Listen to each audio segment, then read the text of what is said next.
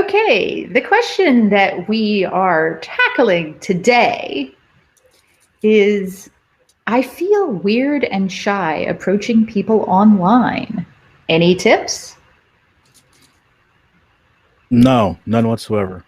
Um, uh, hmm.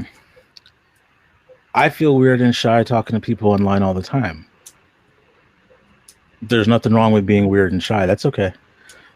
I am very weird and shy with people in person, and I'm weird and shy with people online. You are until you aren't. I'm not. This isn't me saying something like get over it, but you know. So here's the thing.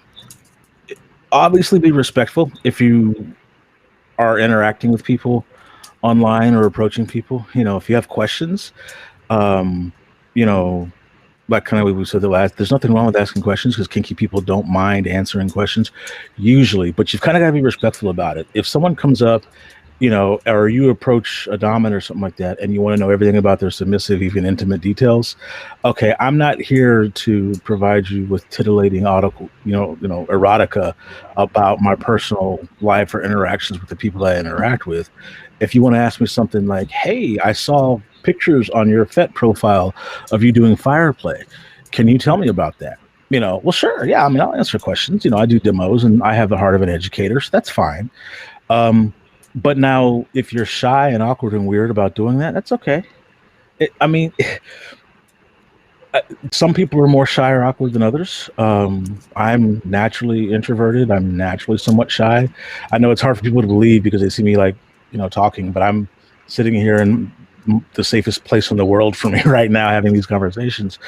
And I don't mind having conversations and like, answering questions and stuff, but it's okay. We were all somewhat shy and awkward and weird at one point. The reality is, like I've said before, you don't do anything new from inside your comfort zone. You kind of have to come out a little bit. I think it's I forget who first said it, but it's growth occurs outside your comfort zone. Mm-hmm. So if you're trying to do something new, if you're trying to break into something new, if you're trying to learn something new, if you're just trying to get to know somebody that you haven't known before, there's always a bit of awkwardness or shyness or weirdness. I tend to not believe people that say, "Oh no, I don't feel awkward. I can approach anybody." That's a little strange to me. I mean, if you don't feel awkward, I'll feel awkward for you. I've seen that, but that's me. I don't understand extroversion at all. Like, it doesn't make sense. These people have never met a stranger. I'm like, bullshit. You've met them. You just haven't recognized that this is somebody who may or may not want to hear whatever it is you're yelling at them. So I think it's okay to be a little weird and a little awkward and a little shy. There's nothing wrong with that. I mean, some of us have lived our entire lives being awkward and shy and somehow managed to survive. If anything, I get approached by a lot of people and I'm the awkward shy one, and they're awkward and shy approaching me. And I'm like, that's okay. I'm always surprised when people ask me to do things. Like, the first couple times Nikki asked me to come and answer kinky questions of the week, I'm like, "You sure you want me to give my opinions?" Like, really? My opinions. Okay, you signed up for this if that's what you want. That's exactly how he said it. He said, "Okay, all right, be careful what you wish for." I mean, hey, I try to get you to read the fine print. I don't know what to tell you at this point. So, it's that okay. print is so fine. So yeah, I mean, it's shy and awkward with meeting or approaching people. That's gonna happen. Not saying get used to it. I'm just saying, yeah, it's gonna happen. Get used to it. Because you're awkward and shy until you're not. So I used to be shy. What? No way. I did. And I had this sort of revelation. I don't remember exactly what it was. I think it might have been a combination of listening to Anthony Robbins and, reading brain plasticity books and, like these sort of, and also, remember, I'm not sure if you remember back in the early 2000s, all of the, what were they called? The game dudes, the pickup artists, and they're like, you gotta be confident. You gotta, and yeah. Here's the thing, I was a big part of those forums. Like, I found it fascinating watching in mostly men try to become, let's say, more than they were naturally. You know, Are those the they were fuckers that trying came very up with hard. the technique of negging, where Oh you yes. basically, Oh yeah. yeah, oh Now god, there's just like anything else though, you've got your people who, like, you know, make it very much into like this game of like numbers, and then you've got the people on the other side that make it into a game of connection. You know, and those people were battling it out, and both sides, I mean, even the evil ones had good points. But somewhere in all of that, I actually came across something really fascinating. And I'm not quite sure what triggered the thought, but here is what it was for me. And I'm not pushing this onto anybody else, it's just for me. But some people have said it helps them. And that was the idea that when me personally, was being shy, it's because I was so focused on myself and not on the other person or other people. So I realized that when I really started focusing on the other people, I didn't have time to be shy because I wasn't worried about what they thought about me. I was thinking about, like, how can I make their day better with my message, or how can I, you know, give them something to smile about, or how can I make this point, or you know, whatever. And then the other thing, the second thing, and this was several years later that I kind of came across this one, is that I realized that being shy or nervous or anxious about meeting somebody who thus far in my life I have never had to have in order to exist as a fully realized human being made no sense. Right? Like, I meet them, they say no thank you. I didn't know you 5 minutes ago. I won't know you 10 minutes from now. It's all good. Now, I like you, I'm not saying that, like, well, get over it. I'm saying that perspective matters. And maybe a combination of, well, you're going to be shy, just do it the fuck anyway, because, you know, that's how you build the muscle, right? It has to hurt in order for that muscle to grow. But also realize, maybe every time you think about yourself and how awkward you feel, think, what can you do to make that other person feel less awkward as you approach them? You know, what can you read their profile and find something that you have in common with them, so that, you know, you can today, in fact, I have a perfect, like, you were talking about questions earlier. And I was kind of smiling because I was actually, I came down on somebody a little hard today for asking me a question. Because their question wasn't like, you know, what do you love about this thing I read in your profile, or whatever it was.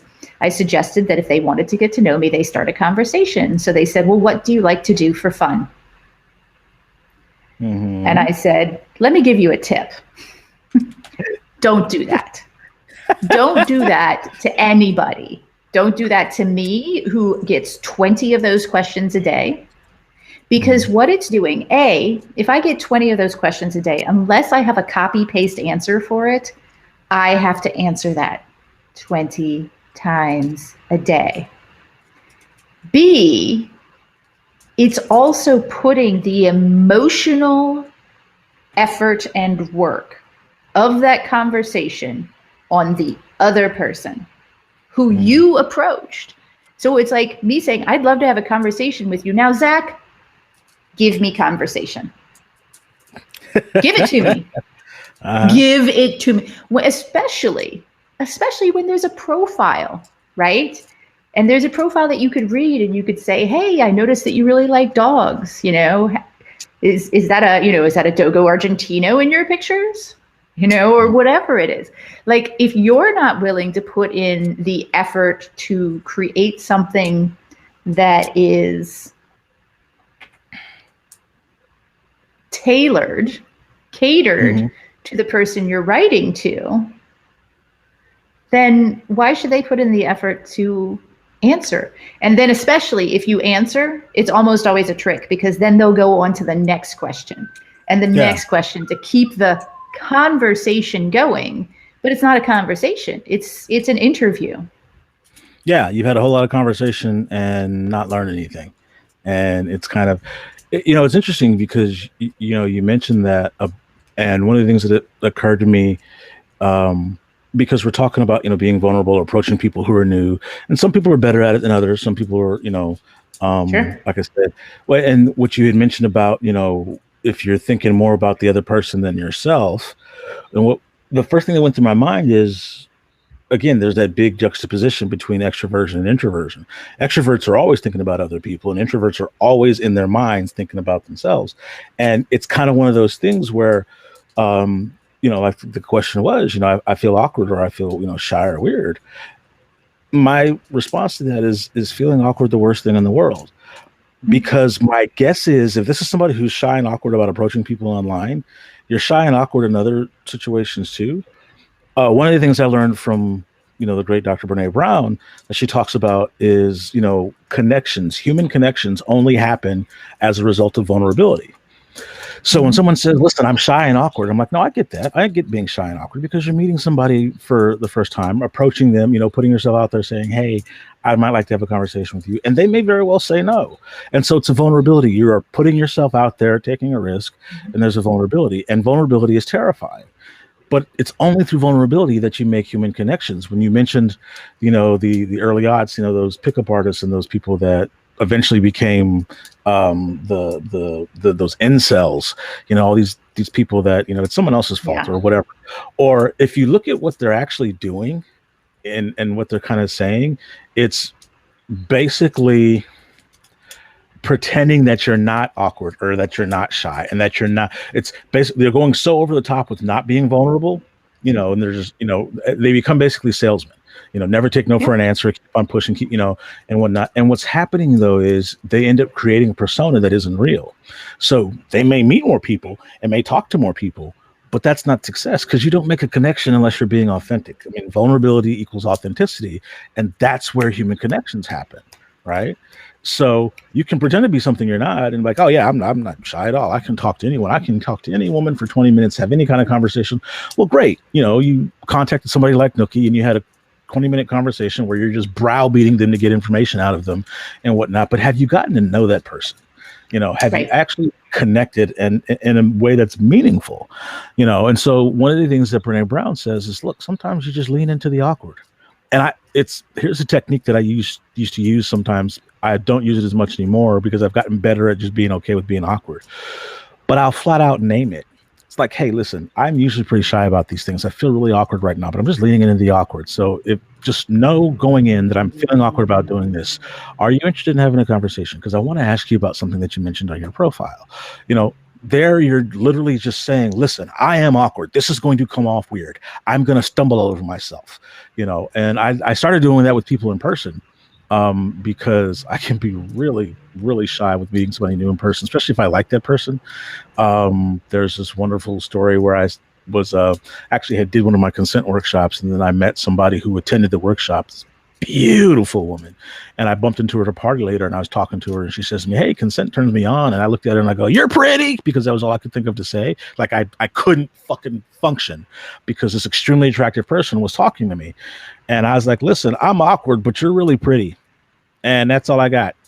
And she said something like, relax, my feet are pointed towards you. It took me like 3 hours to figure out what the hell that meant. But well, if you had followed the pickup artist, you would know exactly what that meant. And then also, the playing with the hair. Well, but then if I had followed the pickup artist, I wouldn't have been myself. And as awkward as I was, even though I was being extremely awkward and extremely weird, and I can tell the story now because it's hilarious, I was still being my authentic, real self. Mm-hmm. And that's the person she made the connection with. Not some persona I'm trying to put on as though I'm not shy and awkward, because I was. Not some dude that's got, a chip on his shoulder because he's trying to hide the vulnerability. I was being my vulnerable, barely able to speak in the presence of an attractive person who likes me self. And, that ultimately became endearing, and it's now a joke that we tell each other, so I think sometimes it's okay to be awkward. Sometimes your awkwardness, if it's you, that's fine. That's what people are going to connect with, and it's kind of okay. Now people who knew me when I was awkward are like, man, you're not as awkward as you were. I was like, no, I am. I'm just better at it. I'm better now. I don't do things like sit there and go, you're pretty repeatedly. I kind of can be a little bit more articulate and express a little bit better and whatnot, but only because I got used to sitting into the awkward, breathing and kind of performing through it. So, yeah. Kind of sad I missed that stage. Yeah, I'm not. You're intimidating enough as it is without not being able to speak in your presence. So, hang on, I'm gonna write it down because there's something in my brain that isn't coming out through my mouth. So yeah, I don't know what to do. Go ahead. No, I was gonna say awkward isn't the worst thing in the world. It's okay. I mean, somebody's got to be awkward, or else everyone is walking around, not connecting. So there's always going to be somebody is going to be awkward. Some people feel awkward for about 10 seconds.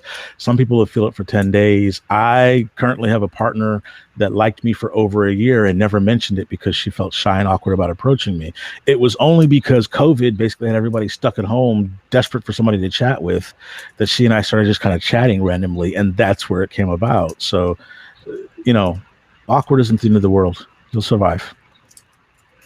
Something that you said that I'd really like to touch on and give some love to is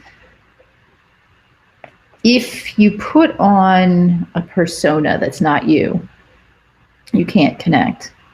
And what I'd like to say is, here's the thing. If you put on a persona that's not you, you can feel like you're connecting. You can feel like people are really responding to it because they might be. And you can feel that people really like you because they like that persona. But here's the thing. You are still you. And if you're connecting with something that's not entirely you, are you functionally able and willing to maintain that for the rest of your life interacting with that person? Mm-hmm. Right? Yeah. And to me, it actually makes things much worse because then you have to maintain this front, and on top of it, you're behind that knowing that they're not interacting with the real you and wondering even more if the real you is worth interacting with by anybody. Yeah, there will come a day where you can't be Prince Ali. You have to go back to being Aladdin. And you realize that you look up and this person that you've been pining for and dying to be with and whatnot really likes Prince Ali, and you're just Aladdin. And it's like, it's the same thing as when people would ask about either being poly or kinky or various things. When do I let them know this thing about myself? My question is always, what are you waiting for? There is never a bad time to tell the truth about yourself when you're trying to make a human connection. But this idea that I'm going to keep this part of me that is very significant and in many ways defines my life and relationships and stuff like that, and I'm going to hide that until the right time to tell somebody. And I'm like, when is it wrong to tell the truth about yourself? I don't understand. The other thing isn't that like the height of hubris for you to decide for somebody else when the right time is? Mm-hmm. Like that's, it's an insult to tell somebody that, I had to pretend to be this thing that I'm not because you wouldn't have fallen for me, and I've gotten that enough times and I'm like, yeah, but now you've ruined it.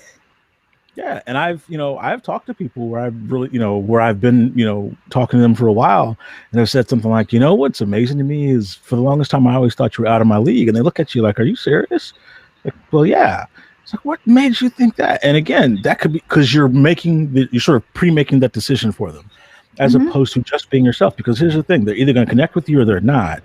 But if you're being your authentic self, you want them to connect with you, not whatever it is that you're pretending to be. So, well, that goes to another thing though, is the whole, and this kind of, it just popped into my head. Oh, and by the way, major props for the old school Disney reference, because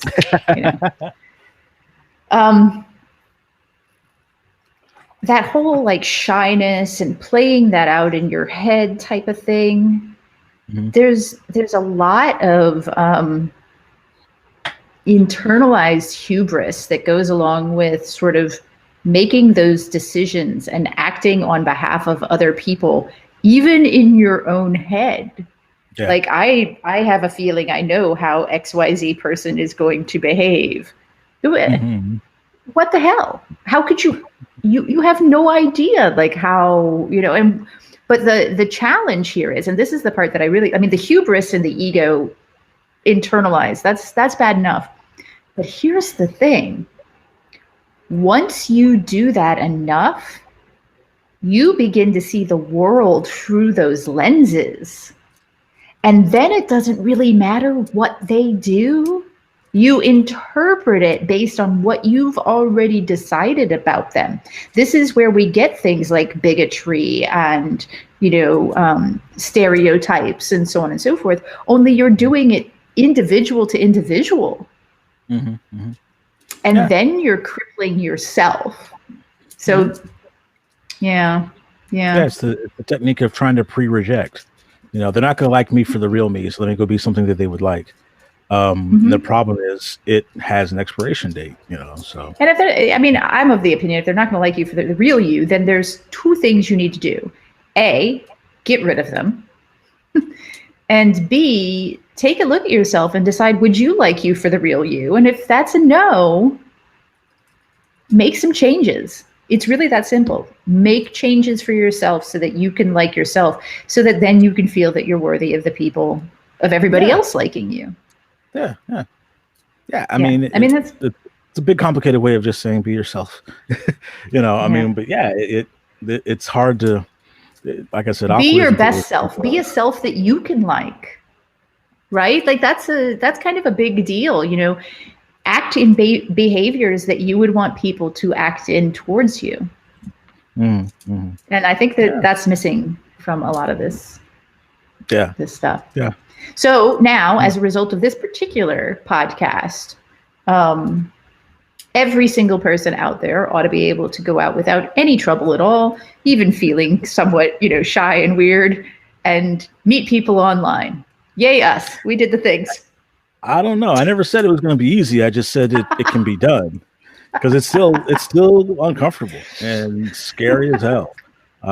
Yeah. So, agreed. Yeah. But it can be done. It can be done. Yeah. And it can, I'm here from the future to tell you will survive the awkward, and I'll be here on the other side when you do. And if you don't survive the awkward, it's probably not the awkward that killed you. There you go. There's something else in there. Yeah. Okay. He was shy to death. Yeah, that doesn't happen. And on that note, okay.